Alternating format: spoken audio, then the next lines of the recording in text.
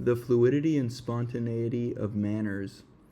Essentialism makes a classic of Descartes, while Leibniz thought appears to be a profound mannerism.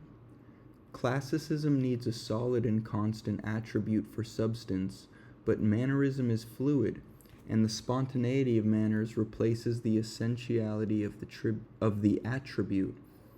The core of Deleuze's distinction lies in their respective understandings of what it means to define substance and their grammatical ramifications. In the understanding of the concept, a substance is defined by an adjective according to the propositional scheme of subject-predicate. Descartes keeps an essentialist grammar which holds that between the terms there must be a reciprocal or necessary inclusion. In the proposition I think, I is inseparable from the attribute of thinking, and inversely, thinking is what essentially defines the substance of I as res cogitans. However, since reciprocal inclusion only functions in nominal definitions, individual existence is subordinate to the possibility of its logical determination. The same was already the case in Aristotle, who subjected individual existence to the general categories that distribute and divide existence into essences or sets.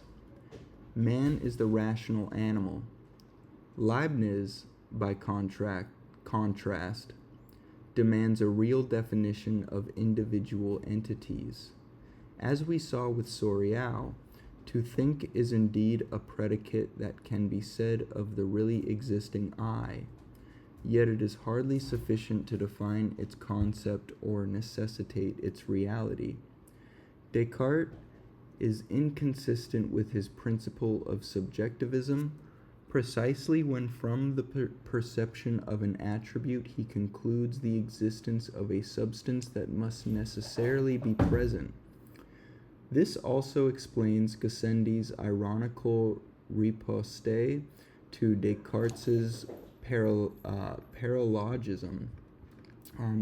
Riposte is a quick, clever reply to an insult or criticism, and paralogism is a piece of illogical or fallacious reasoning, especially one which appears superficially logical, or so it's like a fallacy. Okay. I am taking a stroll, therefore I am a stroll. Ambulo ergo sum.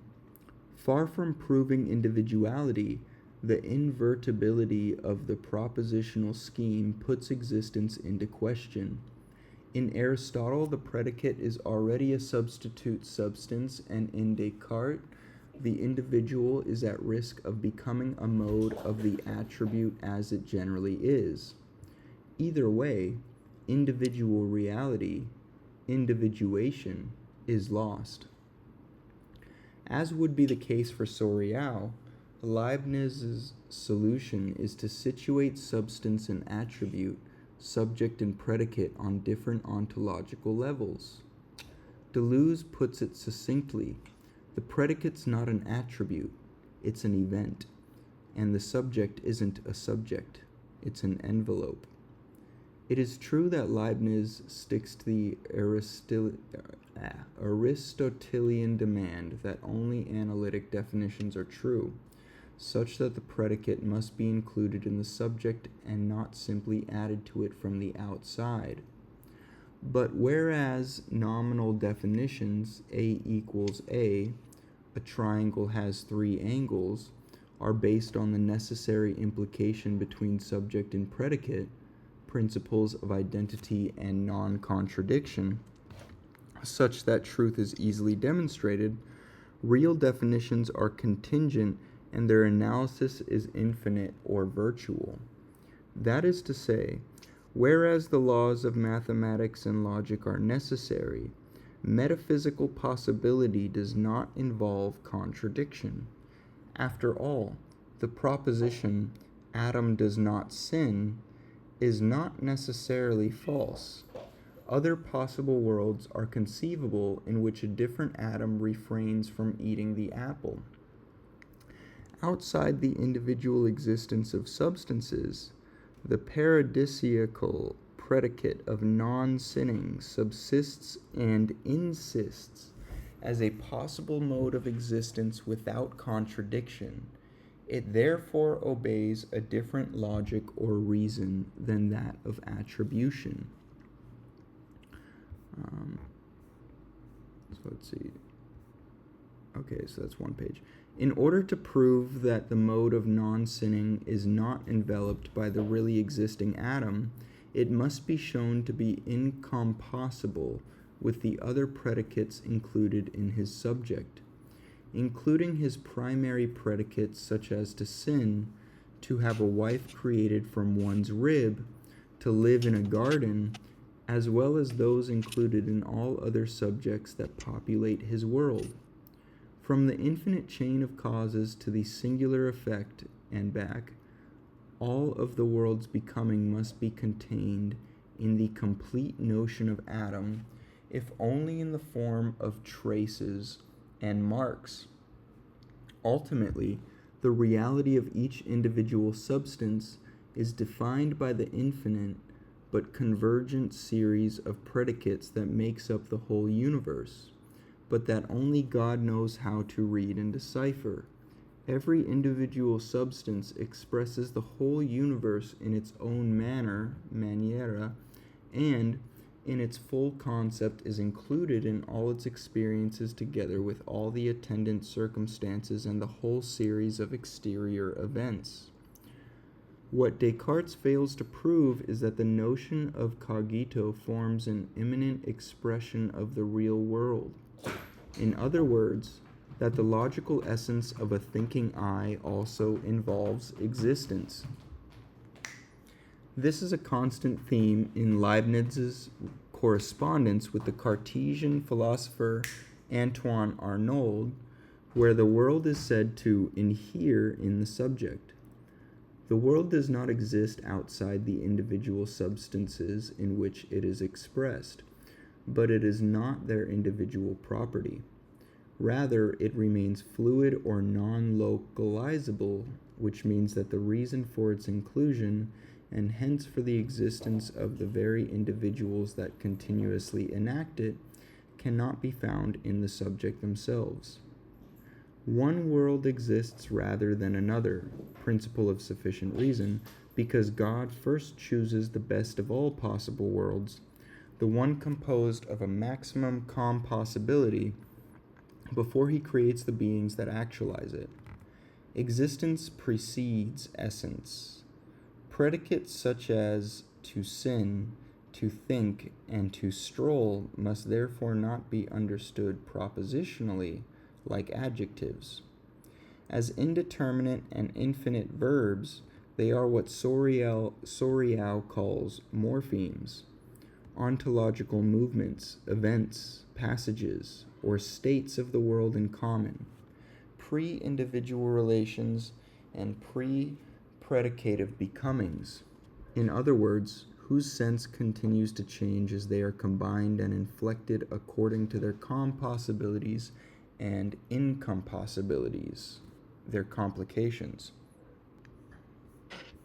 But if the world as a whole constitutes the essence of each individual substance, then how exactly are we to conceive of individuality, principle of indiscernibility? Since one individual does not differ from another in its logical attribute, infinite analysis does not suffice. The pluralism of modes means that what is common cannot unite individuals in essence, but scatters them in existence. This is another way of saying that existence is not a property, whereas reality is a question of individual substance alone. Existence is not included in the individual beings in which it is actualized and invested, but rather contained in multiple manners. The verb to exist is itself multiple and individuated in an infinite variety of ways. For this reason, Leibniz resorts to the notion of hexaity. that is, the singular manner of being of a substance. A thing is individuated not by virtue of a principle or essence, but through the ultimacy and spontaneity of the modality in which it is immediately given and can be held up to display. Ecce homo, this is man, hexaity is not something different from essence, but its ultimate reality or sufficient reason, or as Nietzsche would later reorder Descartes, vivo ergo cogito. Moreover, hexaity is never itself individual, but individuating. Contrary to Aristotle and Descartes, Leibniz therefore conceives of substance as both through the other and through itself. It is not enough that I sense myself, je me sens, to be a substance that thinks. I must distinctively conceive what distinguishes me from all other minds. And I have only a confused experience of this. A thing differs neither in essence nor in accident from any other, but in the modality in which it relates to other things and lays out its plane of existence.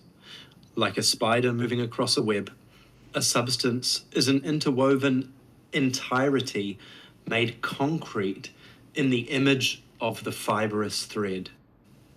Its form is constituted by the unique manner in which it processes the world as a process of the world, that is, by a certain confusion or deformation of the world that prioritizes existence over essence.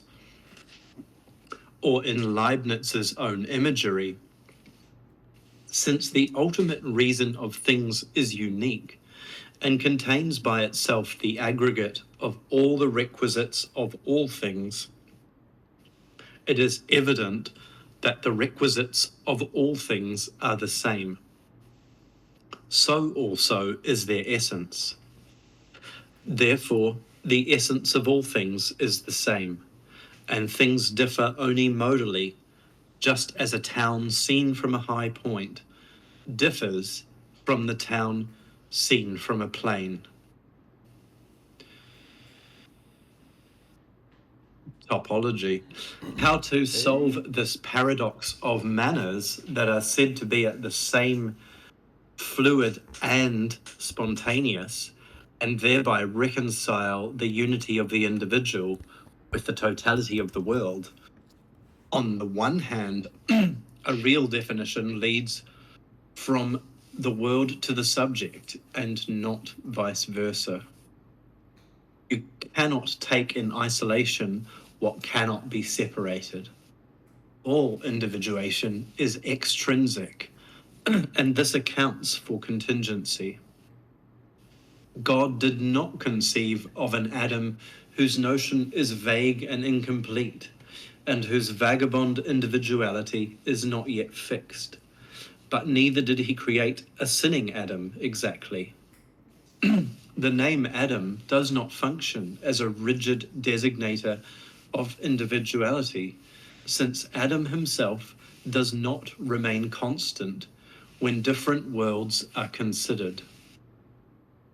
An Adam who would not sin implies not just another individual, but first and foremost another possible world in the making.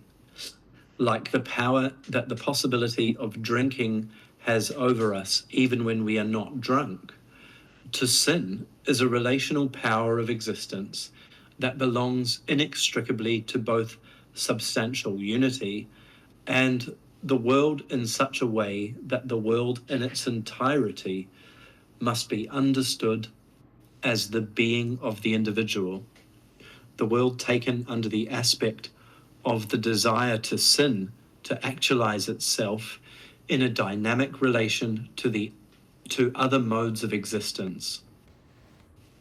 Yet even if the concept of the individual in the mind of God precedes the individual in creation.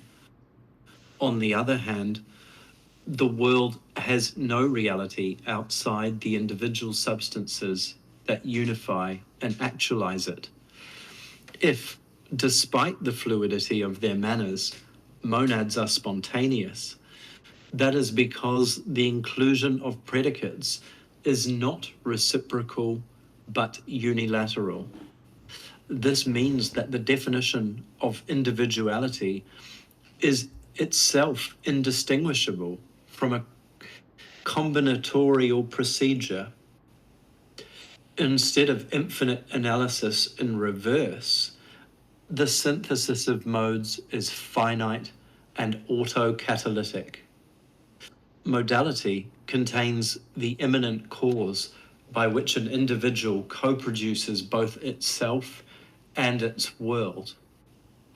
The monad is a subject that implicates a virtual world of compossibilities and incompossibilities and explicates a particular distribution of events sua sponte that it is in and by its dynamic form.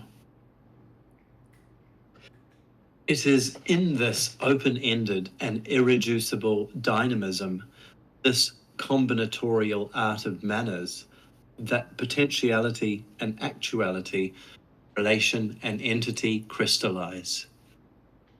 With one side facing the pure event and the other facing individual being, manner constitutes the limit membrane uniting the finite region of being or point of view of the monad with the infinite world it co-actualizes.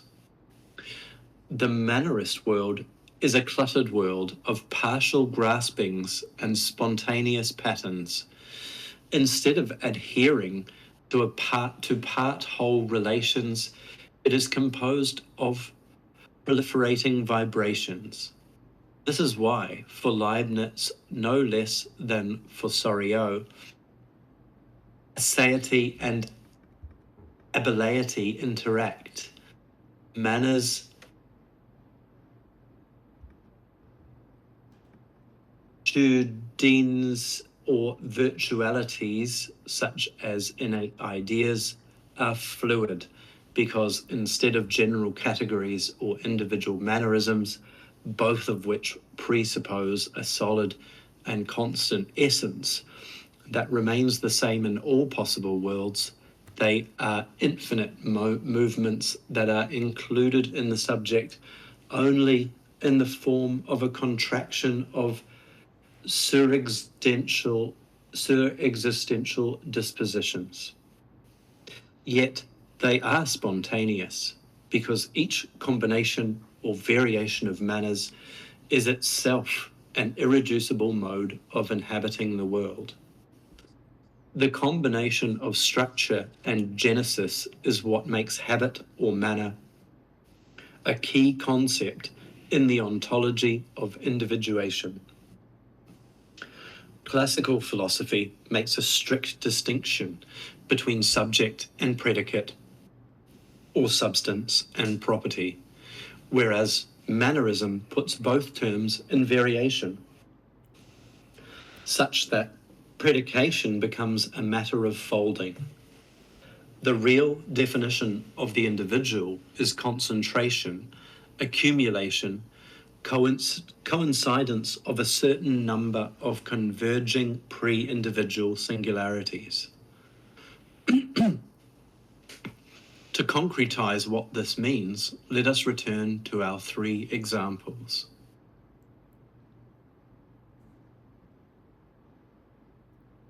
So I'll do this page here. If a Mannerist grammar knows no attributes, only verbs, individuation moves from the verb to the adverb. When I stroll, it doesn't follow that I am a stroll. Rather, I come into being by my particular way of strolling. A predicate must be understood in terms of the middle voice as analyzed by Spinoza and Emile Benveniste. As with the archaic Spanish and Portuguese reflexive active verb pasearse, to take oneself for a stroll, discussed in Spinoza's Hebrew grammar, the subject is both the agent and the place of action, but not the action itself. I am the sedimentation of the act of walking, not in an emanative, but in the immanent way of a self-positing. This is why Leibniz conceives of substance as a principle of action, a substancing that is both transitive and intransitive, both agent and patient, both subject and object. The monad is the transfinite subject of an infinite movement, transfinite subject of an infinite movement of self-constitution and self-manifestation of being. 2. In the same way, I am a thinking being, even though thinking is not my property, but a disposition, virtus,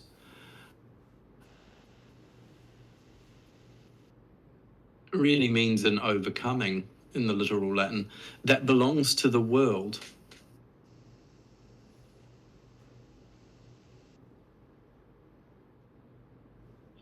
I never think in general, but actualize the power of thought in my own way.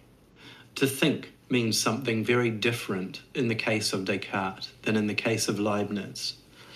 It is the modality of thought, the specific way it is colored by other modes and sequentially cut out, découpé, as Bergson would say, from an infinite and continuous thought flow that defines the individual existence. Varia a me cogitanur, I have diverse thoughts. In its Mannerist conception, the cogito is not identified with the self-experience of the individual thinker, but understood as the index of a ductile unity interior to a spiritual automaton, following or traveling, sometimes actively or consciously, and mostly passively or unconsciously, a continual linkage from one thought to the next, the specific sequence of which constitutes an individual posture in thought. 3.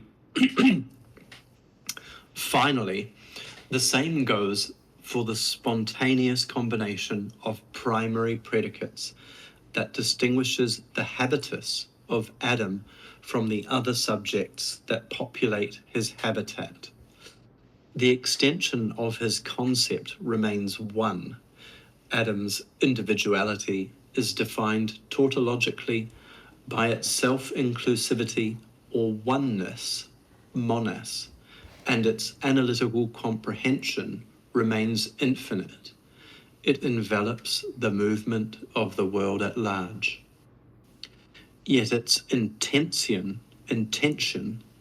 Adam's mode of existence, is not an essence that contains a specific quantum of generality, but a synaptic or synedetic sequence of impersonal manners or gestures that together express his existential point of view, his region or borough in the city of God.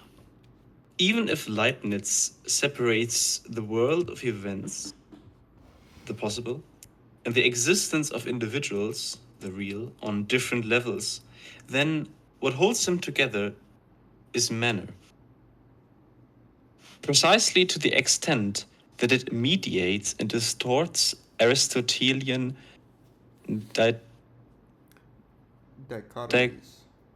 dichotomies without entirely breaking with them. Modality is the place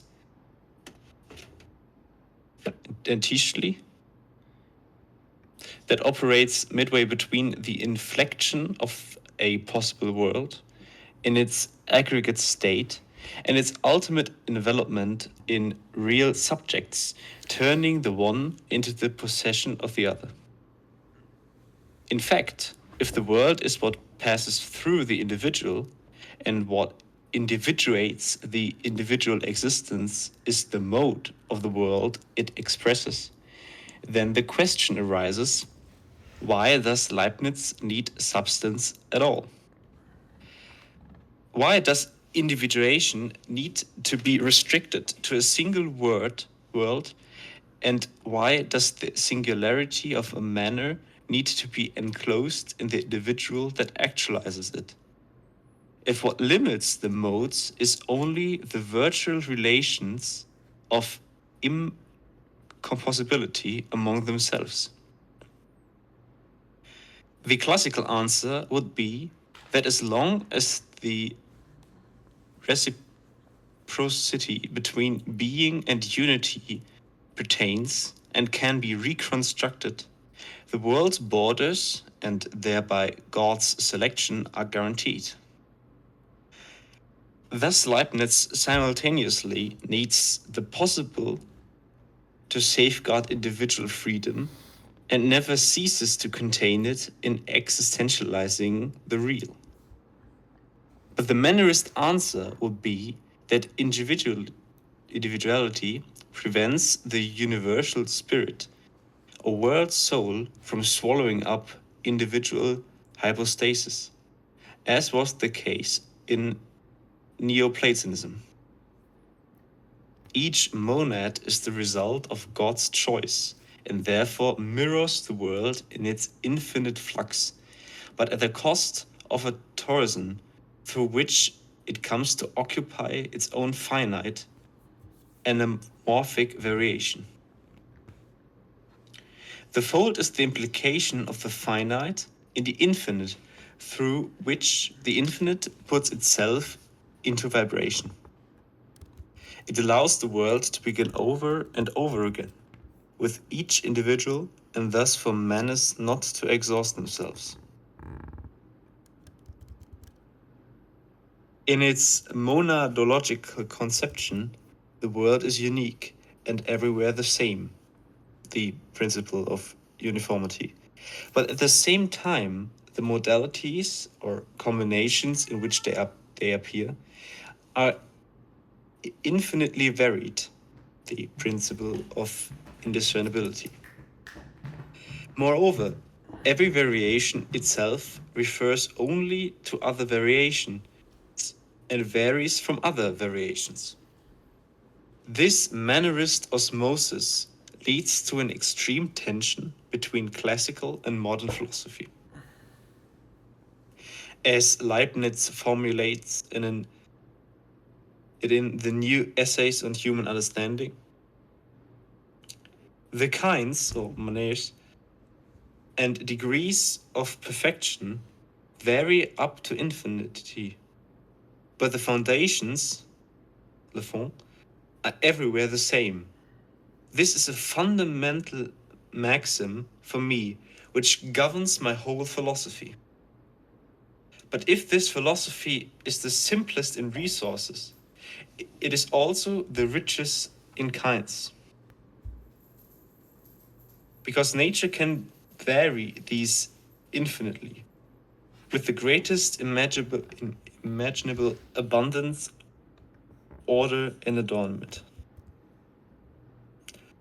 Although obscured by the translation, the atheistic analogy should not be ignored.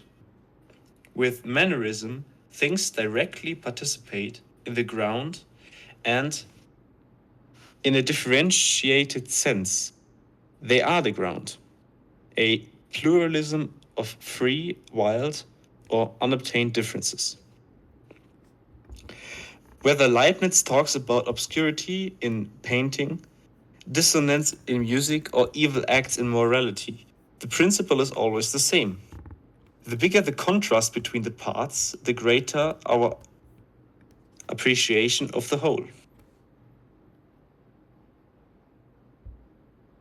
And it's while Leibniz relies on quantitative comparison in the distinction of parts, taking each as an amount of essence.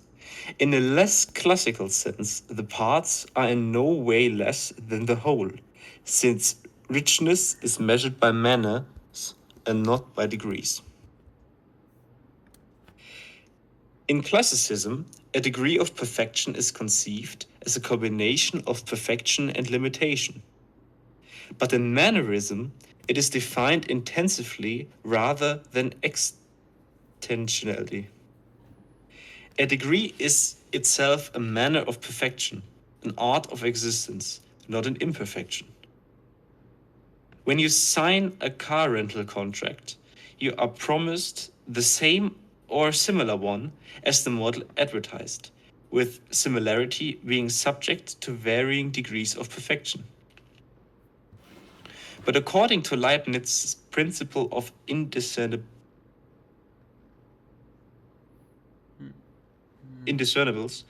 things that have all their predicates in common cannot be distinguished among each other. Manners are not lesser identities, but exemplars, complete distinctions in themselves. While it is true that all cars are similar to the one advertised, it is also true that no car is similar to any other. Every car must be defined incomparatively through the unique manner in which it is a car. Just as the circle loses its ideal character and becomes the limit in a whole series of deformations from eclipse to parabola and hyperbole, the best or most perfect implies a relativization and perversation of the Platonic good. As elective participation, it means at best to be ranked second. Yet rather than coming second to a first, more true Renaissance, Mannerism is the measureless superlative or overabundance of the Renaissance itself. Its more than oneness is precisely what constitutes its peculiar irreducibility.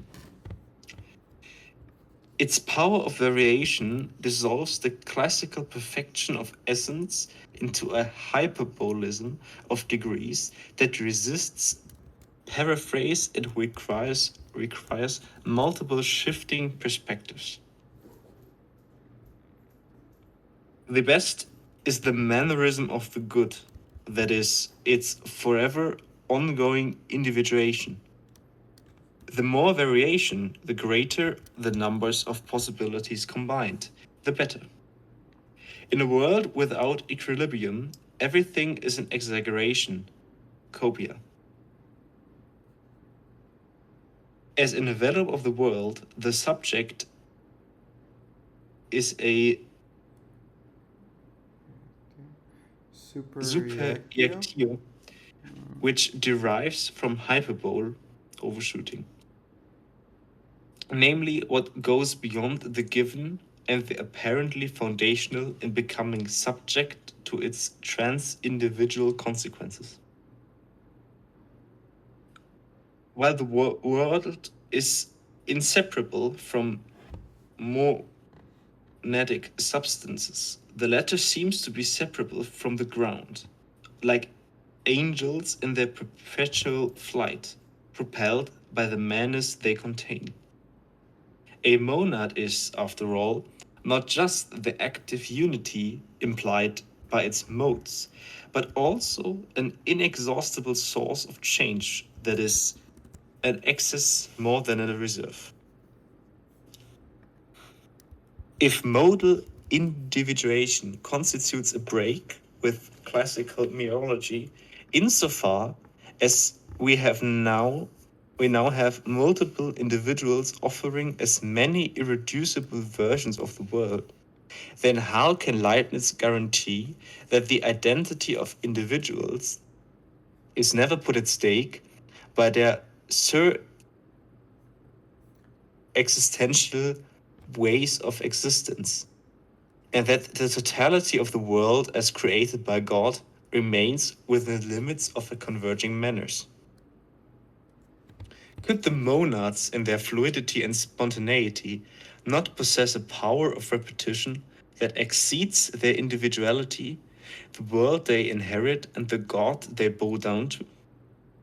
If the multiple manners no longer concern individuating being, but the becoming of individuation, then doesn't it follow that they put us in touch not only with this world, but also with other possible worlds? Does not each manner, each variation, each degree of perfection, each spontaneity generate its own surplus event over that which it repeats at the risk of accident assimilating essence? Does the mannerist logic of versions not imply a liquefied Leibnizianism, pushing it over its limit and towards its reversal, a nomadology in which monads reach the state of transmonadic excess and become complicated in the eternal return of common and immanent becomings, where essence can only be said of different itself? Thank you very much. Yeah, I looked up that thing, metachene, and it literally could mean meta chain.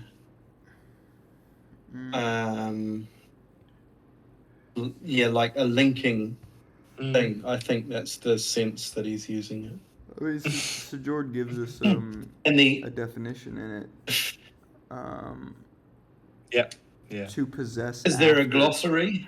Well, just the what comes after the comma. So like metachine, comma, Yeah. to possess after. And I was wrong. The other one, virtus, that means virtue. But I had to think about it for quite a while. What was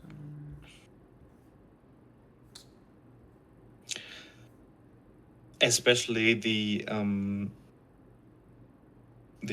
first example that he gives on page what is it, 78, and the 2 pages before, like I'm wondering what this could mean, like in regards to identity politics.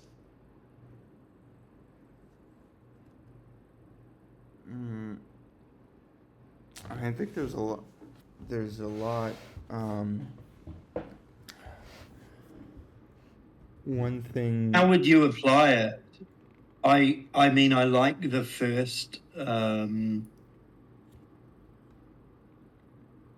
like the first one because the first example it is more the way I see mannerism.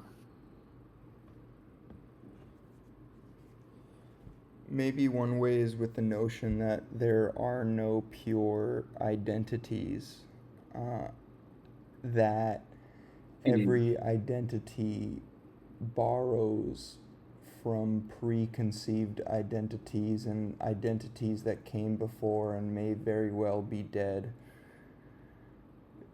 that reanimate in the present and then ingress into future identities. And so every identity is adulterated. Every face is contaminated. What is the every face is cummed on, as yeah. as I said in one of these chats.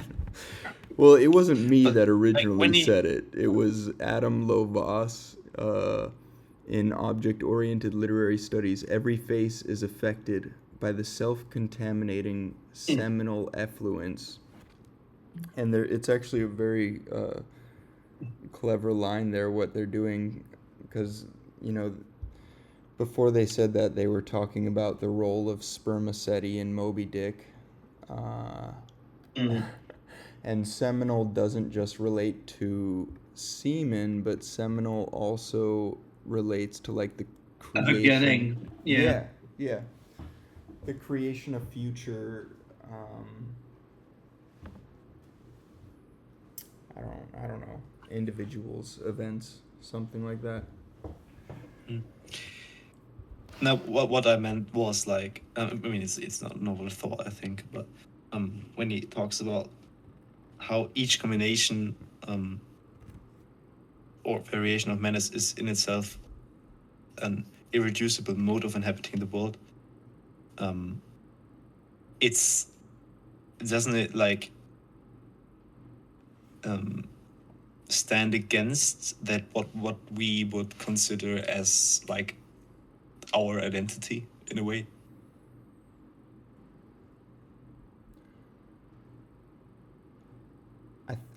I think a lot of what Sejord says on Mannerism pushes against how we normally conceive of identities.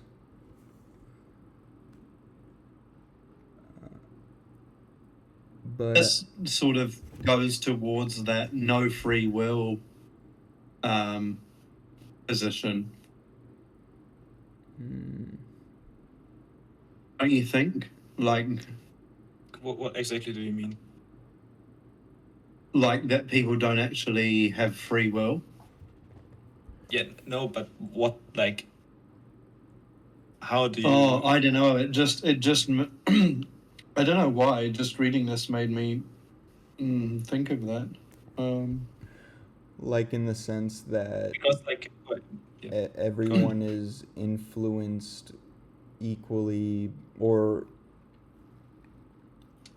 everyone in the present has an sort of equal capacity to be influenced by that which is already past, and be influenced by that, by all the others that are in the present, and yet all those others also can be equally influenced by us.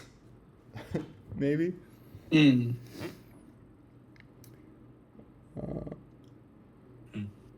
not so sure. How could you apply it to identity politics?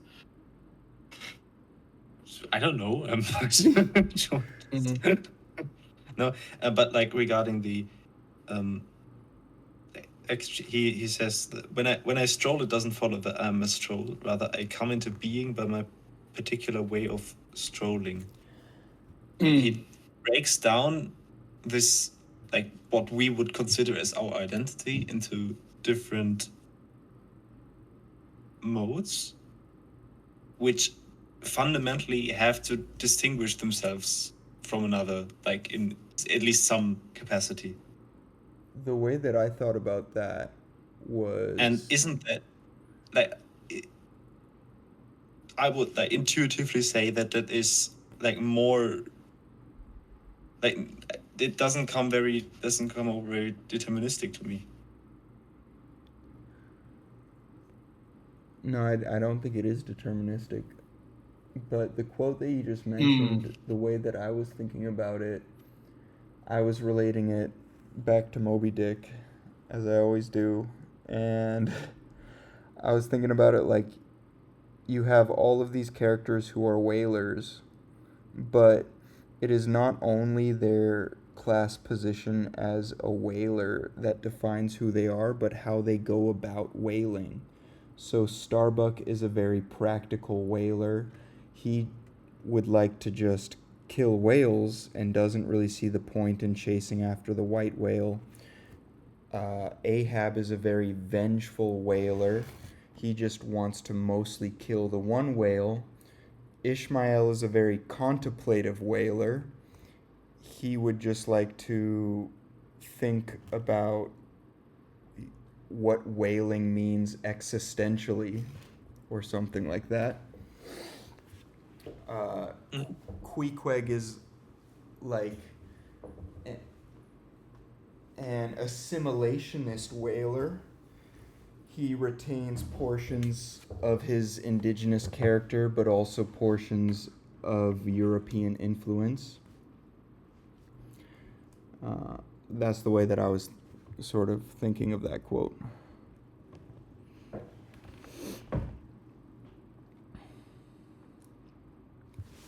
And that, yeah, and as I say, that's more how I think of mannerism. It's the way of, the mode of doing, the way of doing. Yeah.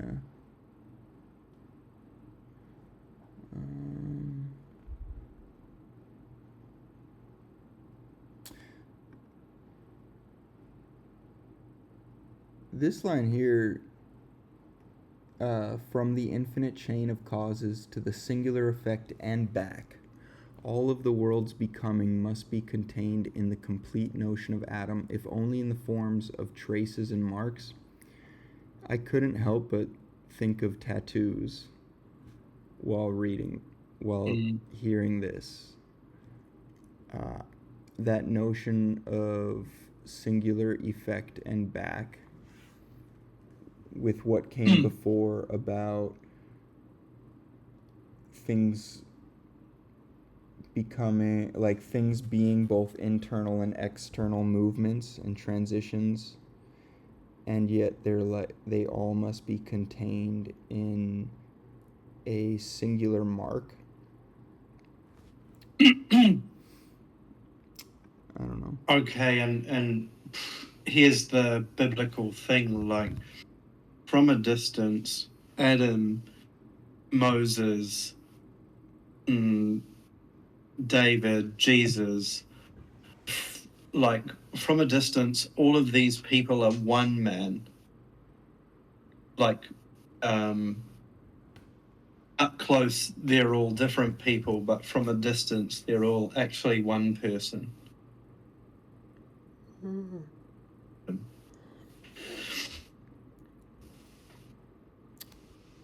And close up, they all look like different people. But then, like, the secret of them is always kind of hidden in a certain way, like, or something that God can decipher, but humanity can't. At least not in totality. Maybe.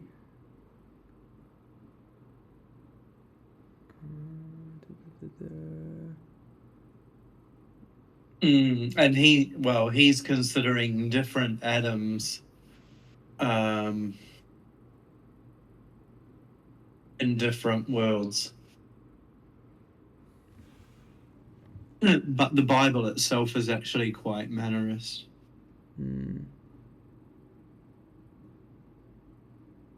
In that it's an assemblage of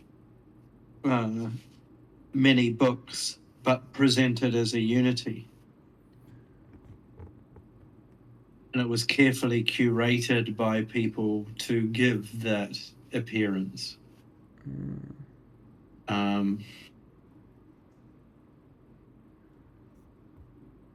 What Sir George writes here, existence precedes essence. I see what Sir George was doing there now. It's like when Deleuze says politics precedes essence. Or, no. What does Deleuze say? Is that what it is? Politics precedes essence? Politics precedes being? I'm going to look this up real quick. This is like a fancy way of saying you're born into a society. Oh, for Deleuze, it was politics precedes being. My bad. And then Sir George, yeah, exactly. You're born into a society. But also, your parents had an idea to create you before you existed. Yeah. The lucky ones. Well, apologies. And those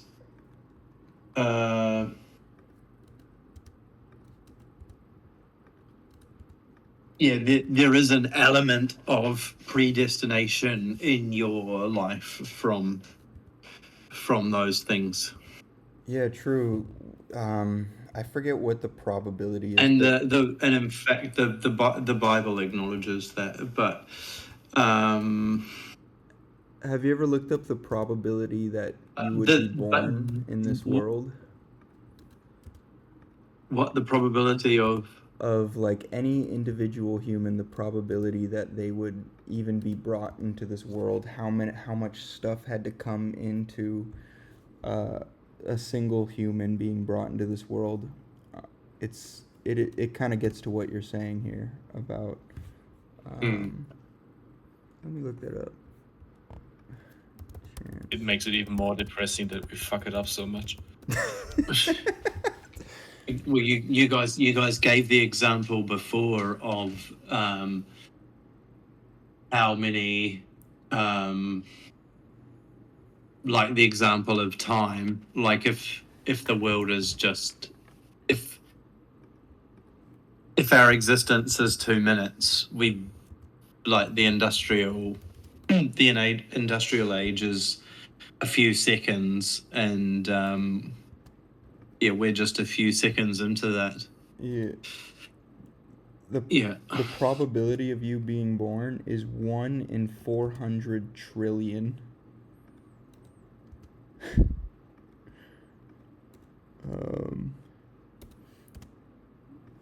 But how can that be? Like, I don't know. I'm not a scientist. it can't be. Just blindly It can't be. It can't be that low. It can't be that low. The thing is that regardless of what the number is, it's effectively meaningless. Yeah, not me though. I'm different. I'm 1 in 1 chance. I'm actually the only constant in all the possible universes. I see. Yeah. Okay, Adam.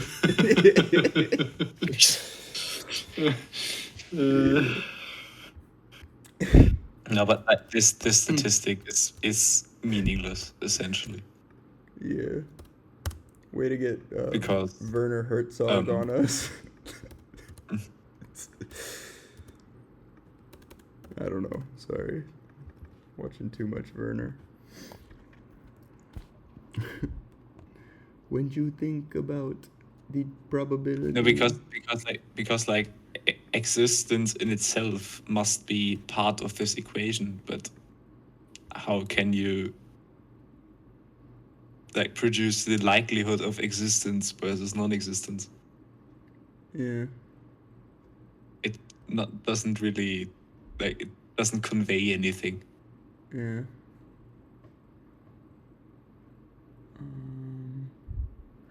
Oh, this line here, therefore the essence of all things is the same, and things differ only modally. Just as a town seen from a high point differs from the town seen from a plain. And Jay said, typography. Apology. And this is Apology. wild, because just if you imagine just in the century before, in the 16th century, cartography had just massively improved, and Charles V sent a man called Jan van Deventer around the Netherlands to draw maps of the Dutch towns, and it was in the case, which did happen, that there would be a rebellion, where to send the armies and which points to attack from. So maps weren't originally made for the AA guide for you to peacefully motor up to a old medieval town. They were made to go and fucking suppress the populace. That's a... Yeah, it's important that you all mean, like, when you say go there and kill them, that you mean the same guys as everybody else does. Make sure you attack the right town. Oh my Yeah. God. Yeah, so, but it's incredible, because just in the, like in the, what year was Leibniz born again? Let's look at this. exploitation has really brought about a lot of great technological advances. You know, the map AI. There's banger after banger. Um, the loom, I guess maybe.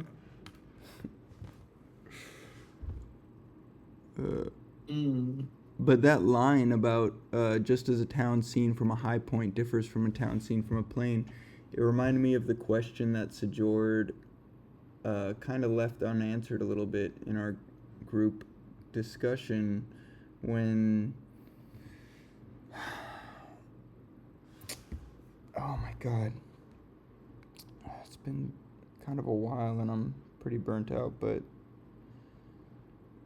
something about what it means to look at mannerism. You know what? I'm just going to try to find the quote exactly.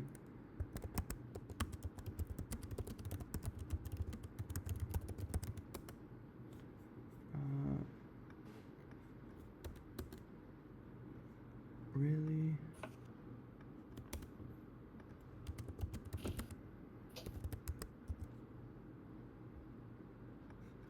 Fuck, I'm not gonna find it.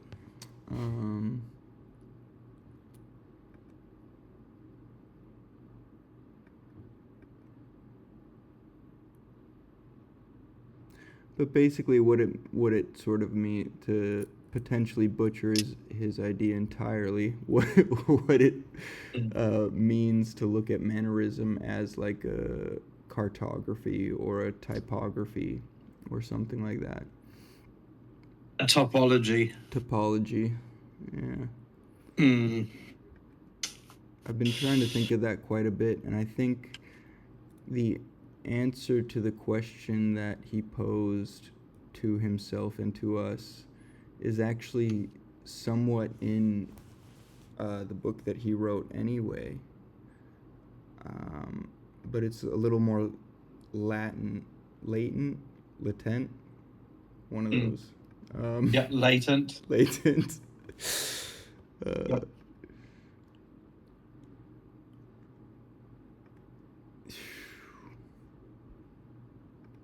That might be one of them, though. Is that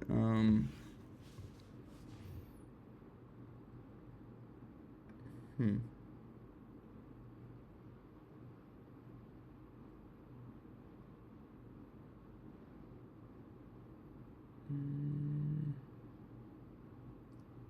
see.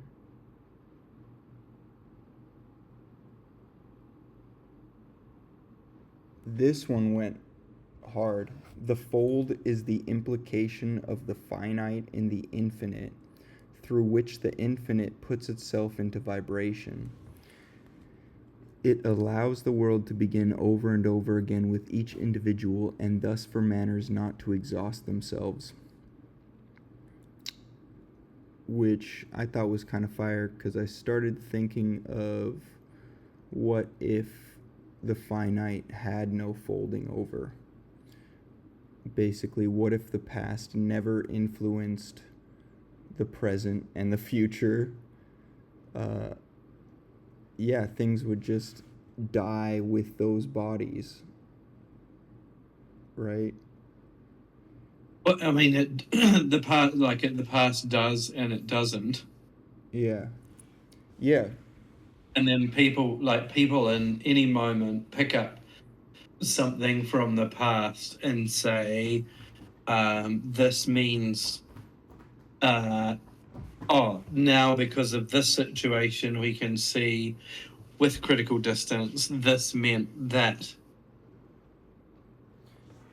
Yeah, or like how what we were saying before, where more or less everything is adulterated, and we could think about this in terms of tradition, where a reactionary would probably get very annoyed with looking at the new Catholics, you know, and how those Catholics espouse Catholicism. But the funny thing is that those new Catholics are revitalizing Catholicism by uh, bringing it into the modern sphere and also making it impure by doing so. But that Catholic tradition was never a pure thing to begin with anyway. Um, and so it also gets at this notion of Mannerism as a revitalization. Because Mm. how you. Well, see, but then if you remember what if you looked at what Leibniz says there, um, the essence of all things is the same, and things differ only modally. Like this about a town seen from a high point differs from the town seen from a plane. Yeah. It's about a way of orienting yourself to look at a thing, right? Yeah, definitely. That if you reorient yourself, you will see a thing in a different way or a different light. And then there's also that the radical reordering of things in it's like people know the rules of the game. Like this could be rational mathematical formula, and now they're going to play with them. So you could see like the rise of Bitcoin and blockchain as people utilizing these mathematical equations in a different way, as a reordering, a redistribution of wealth. They are mannerist in their nature. So like that Leibniz section, I was originally interpreting that as in a very material way, like matter is neither created nor destroyed. We need to consume stuff to exist. But I like the way that you're mentioning it as a reorienting, because it really gets at some of Archimbaldo's paintings where if you flip the painting upside down, it completely looks like a fruit bowl. But when you reappropriate it the correct way, it's a human face, clearly. And the material doesn't change at all. It's just the reorienting that happens. It's where you're standing that brings the thing into being. Yeah. Mm. That's. There was also this one too, which was pretty fire. With Mannerism, things directly participate in the ground, and in a differentiated sense, they are the ground. A pluralism of free, wild, or untamed differences. And there was a quote, I don't remember if it was in our group discussion or in his book, but he mentions the ground rising from the ground. And it just had me thinking of a hieroglyphic essence to Mannerism.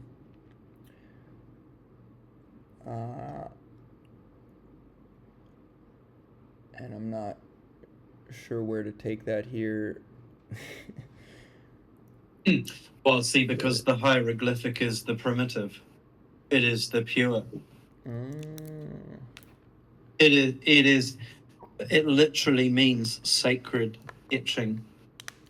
It's like where, like if you think about the pyramid literally connected heaven with the earth. It did not metaphorically or symbolically connect it to the earth. It literally did connect it. there was no subject-object split. The building was. Right? Yeah. Then you have the rationalization where the next stage, people then go, well, this is really long-winded, but basically, City Permanent isn't here, but people sort of lived in the foothills of,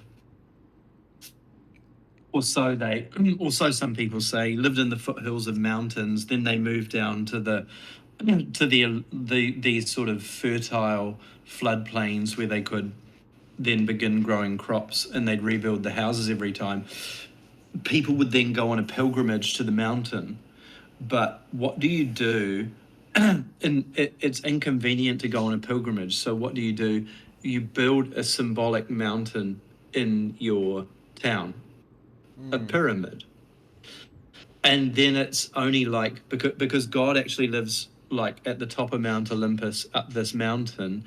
But if you build a house, you can rationalize, and then this is the next phase. You rationalize and you build a church or a temple where God actually resides.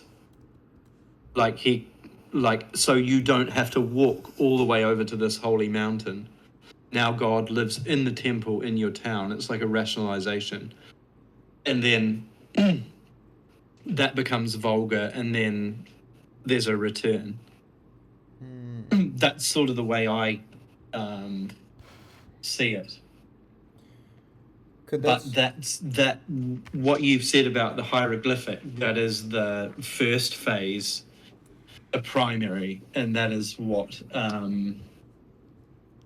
Giambattista Vico uses as an example in it. Could that be tied to like the Tower of Babel a little bit? Maybe not. Yes, because well, it's an interesting thing because the tower is kind of supposed to be a challenge to God. It's like we are now as smart as God. We can build a tower touching the heavens. Like we can literally build into the heavens. Yeah. But then God sort of knocks it down.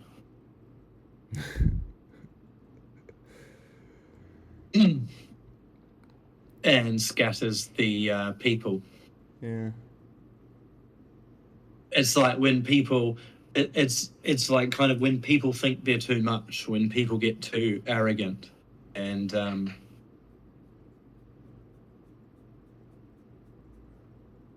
feel it. think about what's his name. I mean, he actually is. It's wild. He's quite. I think he's left wing in his views, but we have become. I am become death, destroyer of worlds. Like what happened? That is, this pride is followed by a fall, or this arrogance is followed by a fall. That's Osmodeus. Is that who it is? Osmandius? One of those. Oppenheimer, right? Is that Oppenheimer? Oppenheimer? Yeah. Barbenheimer said that. Barbenheimer. The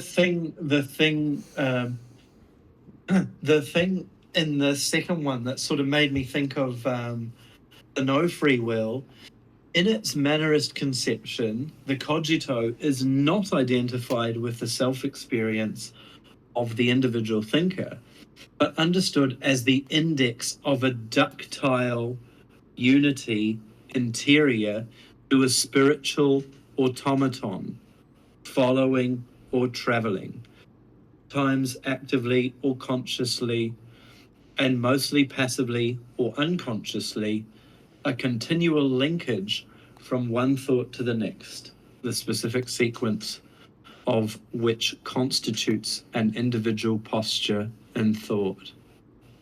So this leans towards, only an appearance of a person thinking and not as such. They are just an automaton.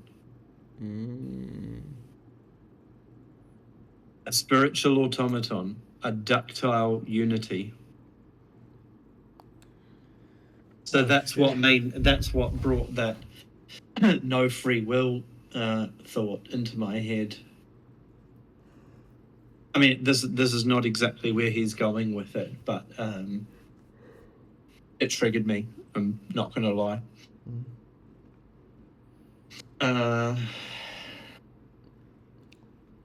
We're all automatons in a microverse battery powering the car battery of God. And if we build a Tower of Babel, we will anger him and he will. In the same way, I am a thinking being, even though thinking is not my property, but a virtue that belongs in the world. So thinking as a virtue that belongs in the world.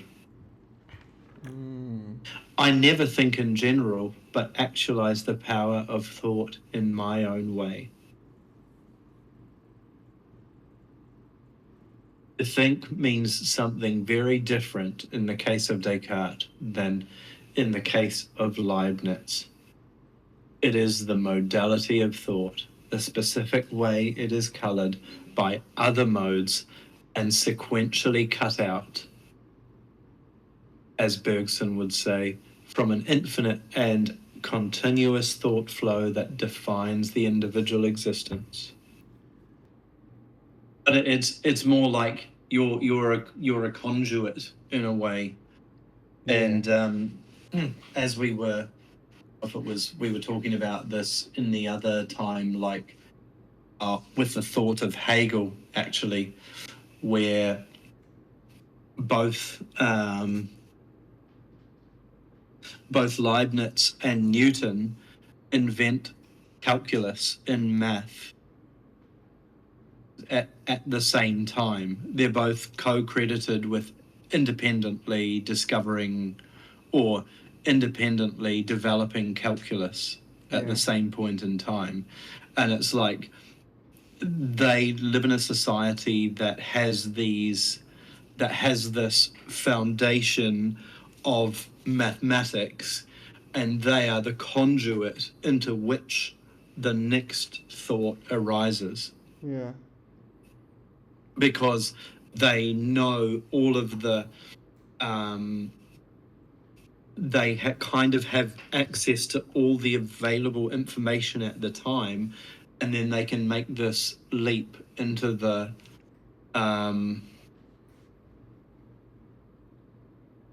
and this is another biblical thing, but the wise society is the basis of the wise individual. Like it was only possible for Leibniz or Newton to have these thoughts because they lived in that society at that time and had that basis and had that information and knowledge underpinning. It made it possible for their thought to be such as it was. True.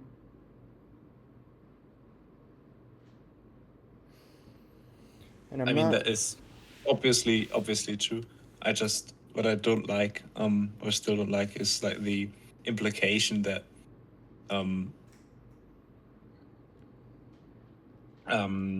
like, I do think that it's like that human creativity is something that is hard to like, deduce out of societal materialistic things, you know.